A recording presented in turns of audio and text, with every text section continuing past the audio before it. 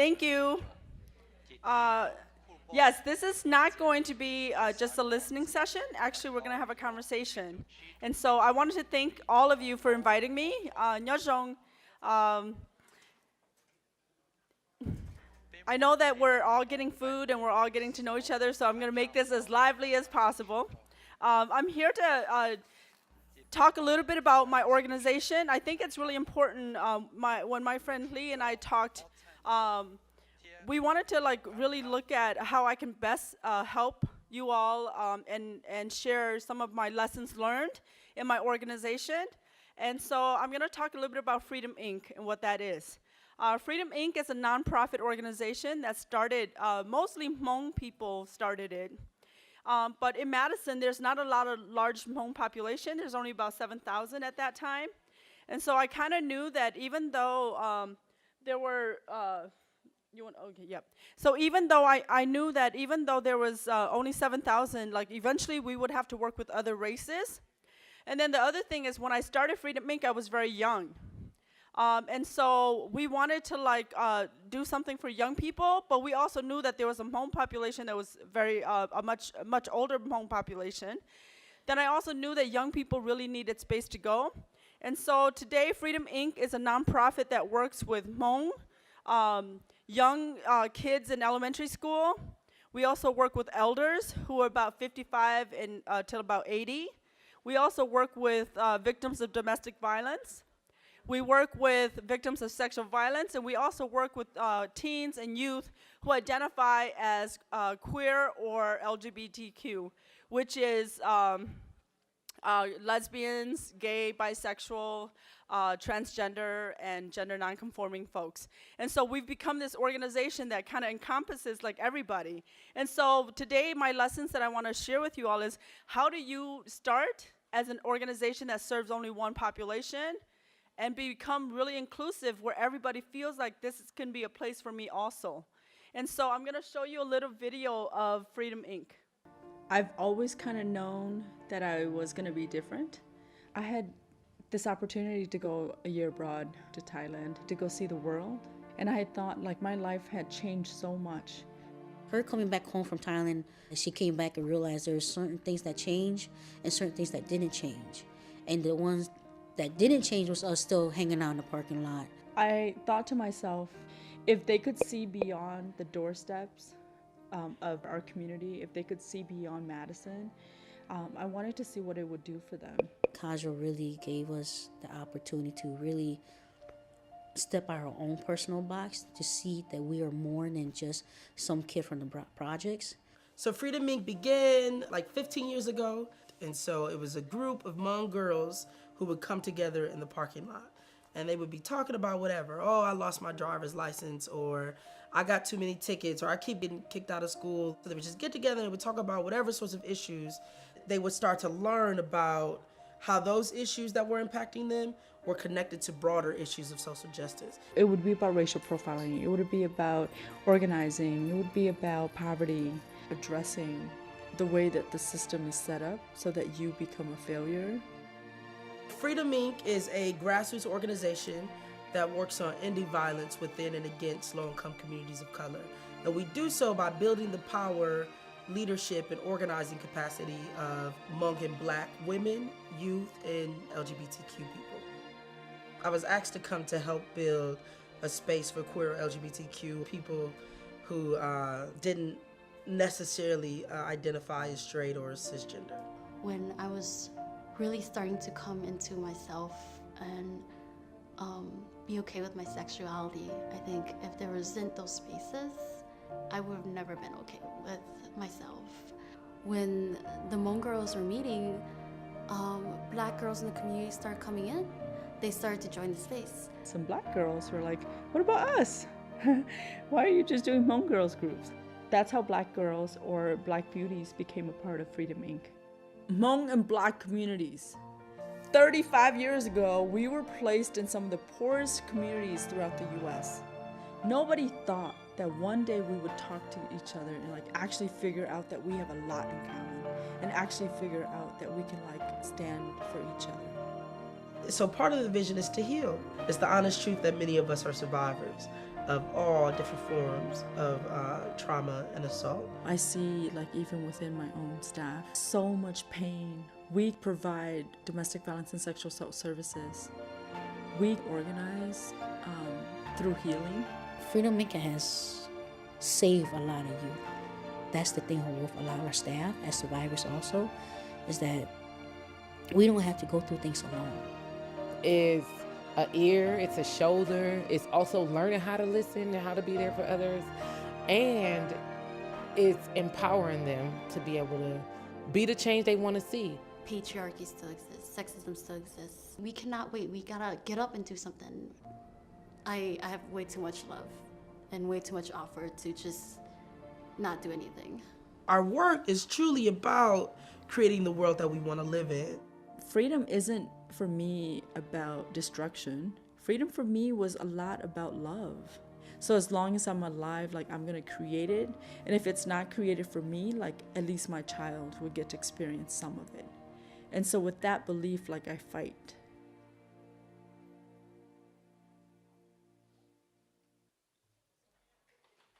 Thank you. So that's our story, and that's how we became a Hmong and Black organization. If you can see throughout the United States, there isn't a lot of Asian and Black unity or organizing. But as you can see, we made it work. And I'm gonna tell you a little bit about how we made it work. And it wasn't a pretty process. I can tell you that the challenges was that we both came from very different histories or her stories. And that while some of us came as refugees in war-torn countries, many of the African Americans and Black folks have been living in the US through oppression and slavery and a lot of turmoil. But when two communities are stacked on top of each other, because when we came to the US as Hmong folks, we were not given infrastructures to succeed. We were actually placed in some of the poorest neighborhoods throughout the United States. And so with that, we were living side by side and on top of communities of color, Latinos, Black, African Americans, but we did not speak to each other. And so in fact, we didn't understand each other's histories. We didn't understand each other's struggles. One of the biggest challenges was also my community, along with many communities in the world and in America, were very anti-Black. They, from growing up side by side, living in the same neighborhoods, we were taught not to talk to Black people. We were actually, don't go outside, it wasn't Americans would take you, the Black folks would take you. And so in creating, it's true, this is how we grew up. In creating this anti-Blackness in our community, we further separated our communities. Then the other thing is, of course, Black folks didn't understand us either. So there was this back and forth conflict between our communities. And then the third thing is that there was a lot of different struggles. Though we struggled within poor communities, we struggled differently. And so what we learned as Hmong youth was that what I'm going to share with you all today is just how different those struggles look like. So for example, when Hmong people were talking about poverty and what that looks like for us, a lot of our elders talked about gardens and how they missed their homeland and how they missed farming and how they missed eating their own food. And then in Madison, Wisconsin, what poverty looked like for Black people was they talked about housing. They talked about being evicted. They talked about living in the streets. They talked about not having family support to have a place to live. And so when we got together, though we knew that our struggles were different, we didn't know how to help each other. And so from the beginning, I said there's not a lot of Hmong people in Madison. We have to create an organization where the old, the young, those differently abled, those who identify different genders, those who were queer or LGBTQ identifying, and those women and children who were sexual survivors and domestic violence victims and survivors could come. And that place would be a place that I dreamt of, a place where I wanted to live, in a world that I wanted to grow up in. And so that place, this community organization became that place in my head, in my heart, and around me. If you couldn't think that way, you couldn't be around. And so this became an organization that really loved those beliefs. And so let me tell you a few of our challenges when we first started working together. When we first started to work together, even self-expressions were really hard for people. So we had a staff meeting because there was a lot of disagreements between the Hmong staff and the Black staff. And the Black staff would come in and they would say, I need to share with you, I'm really mad about so-and-so, they did this to me, and I want to tell you all about it. And then they had that space. And then we would go to the Hmong folks and we said, do you have anything to say? Is there anything wrong? And they would look at each other and say, no, everything's okay. And then we would step out of the room and everybody would come to me and all the Black staff would say, hey, that was a beautiful healing space. I'm so glad that I felt like I was heard. And I felt like I could tell my story. Then the Hmong staff came up and say, oh my gosh, that was the worst meeting ever. They said I couldn't even say nothing. I didn't feel like I could express myself. What are we going to do? And so what I started to think about was, how are we going to ever get together when we can't even communicate the same things? When one of my Black sisters is expressing herself or their self, and my Hmong sister's thinking that she's in the jungle somewhere, because even the communication was different. And so we had to find a middle ground. And I can tell you that when we were going to find this middle ground, we lost a lot of people along the way. So a lot of my Hmong staff quit because they felt like I was catering too much to the Black staff. And a lot of my Black staff quit because they didn't feel like I was supportive enough. And what I did was, it was okay. Those that could not come on the journey could leave and they could join us later. But that there was a group of us that were committed to each other because we knew that our liberation was tied to each other. And when I say liberation, I will tell you what it means.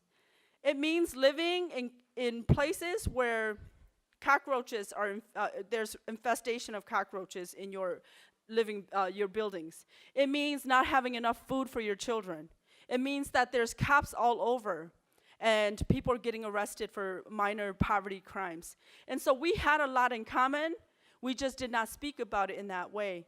And so when I said we have to see it that if they win, we win, if they're free and we're free, that's the only way that we're going to be able to move forward. And so getting my staff to really see that was really important. So I say to you all that, yes, a lot of people have left, but a lot of people have joined. And so it was a decision to be made.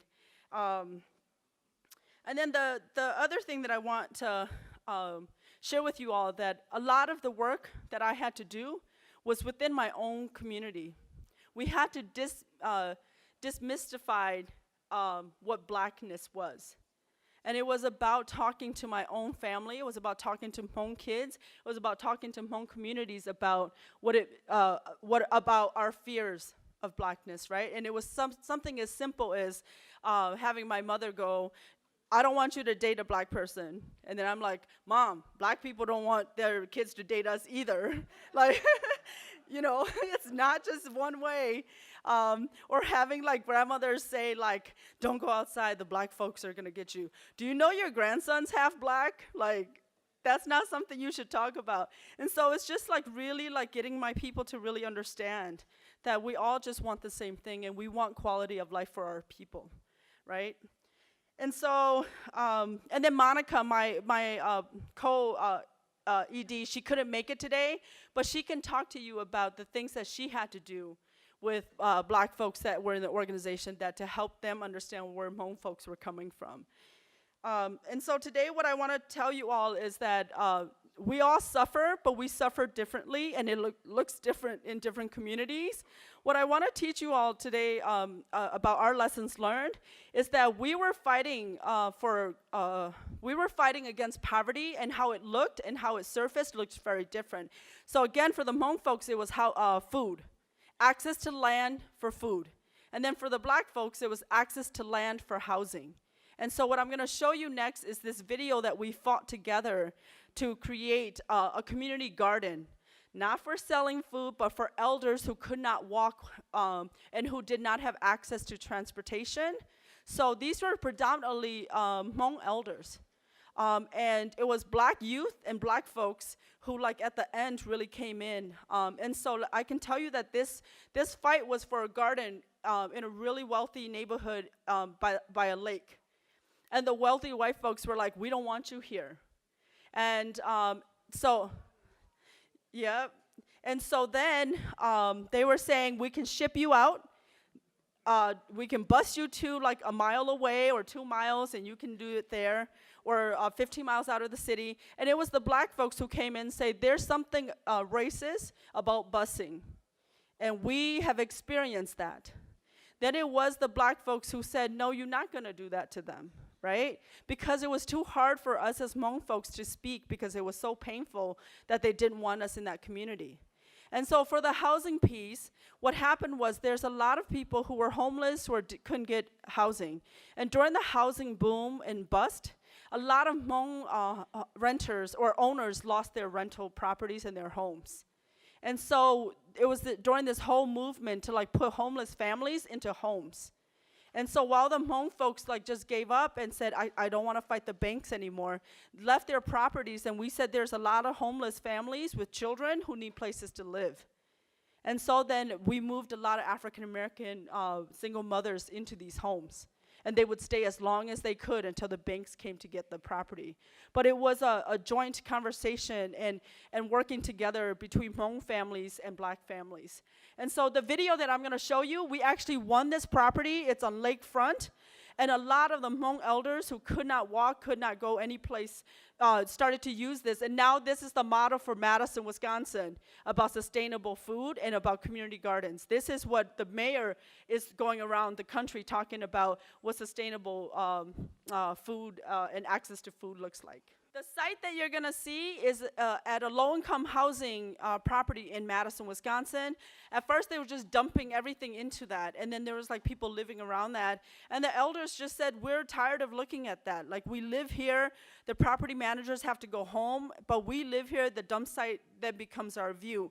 We want to get rid of it. And so an activist took it over and said, let's clean it up, let's make it into a herbal medicine garden for the people living there. Then there was a property across the street, and it was like lakefront property. And all of the white folks were like, no, you can't garden here. And said, we're gonna garden right there because the folks here can't walk and can't go anywhere. So we made it accessible, and we made it prioritized. We prioritize elders and folks with physical disabilities. And then we also made sure that there was a plot for young people to co-garden with the elders, and they can teach each other. And then the piece about African Americans and the Hmong piece was that there's history between why the land for African Americans in this country, because of the history of free labor and slavery. A lot of our black folks were like, we don't want to work in the hot sun. Like, what is that, right? And so the Hmong folks to like really have conversation and really getting our youth to understand and getting back to the land and things like that. So it became a learning opportunity also.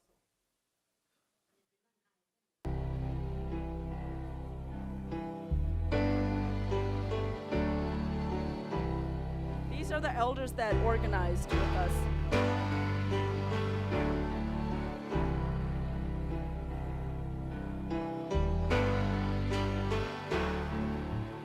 So they wanted this land, and so they went to the property manager and demanded it.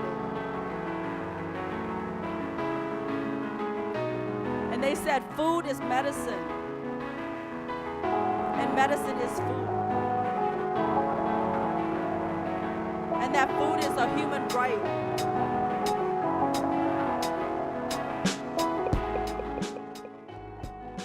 So a group of Hmong elders and black women and youth like went and told the land property owners and said that they wanted to grow food for themselves. So then they started to clean this dump that you see here, that they had been dumping just trash and all sorts of stuff.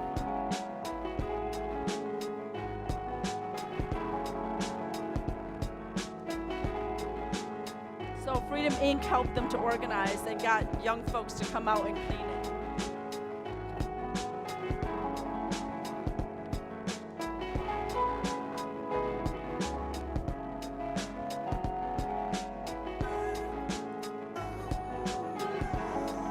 So everybody doing their parts. So then the elders like started to like grow food and have space for themselves, and people could come see.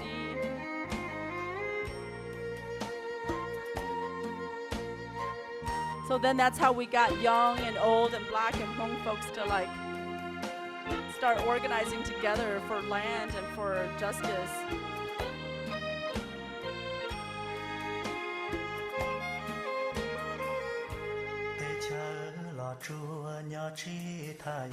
So it's really about gardening, like to Hmong people, gardening is a way of life.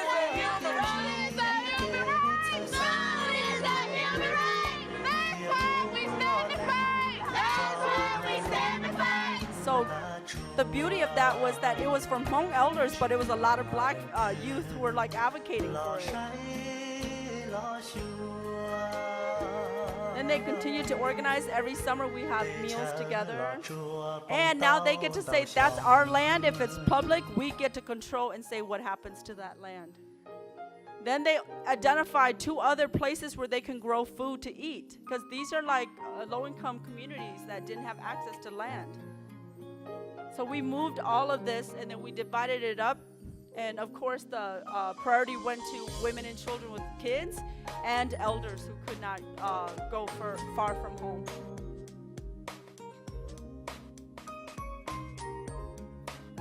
And this really showed like young people like doing their part in like helping their elders and their grandmothers and their grandfathers. And they wanted to know where their food came from. And so then we started to like heal, because we could bring young and old folks together and black and Hmong folks together.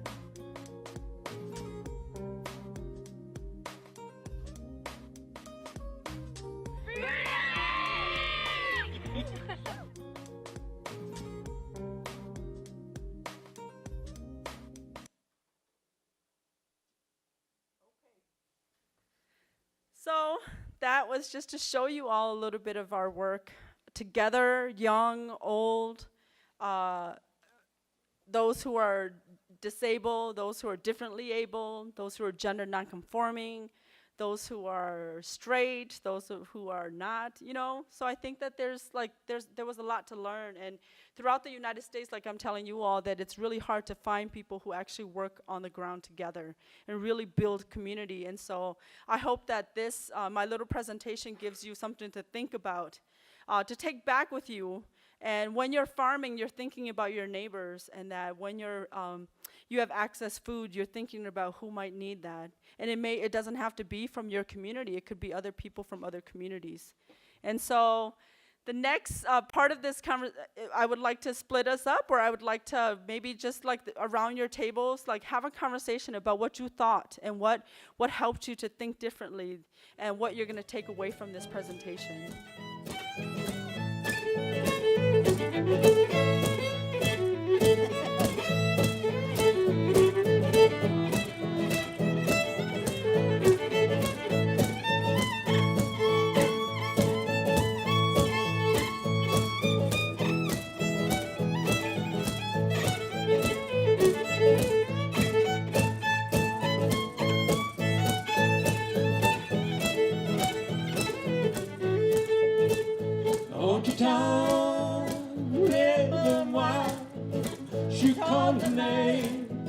Let from the fire,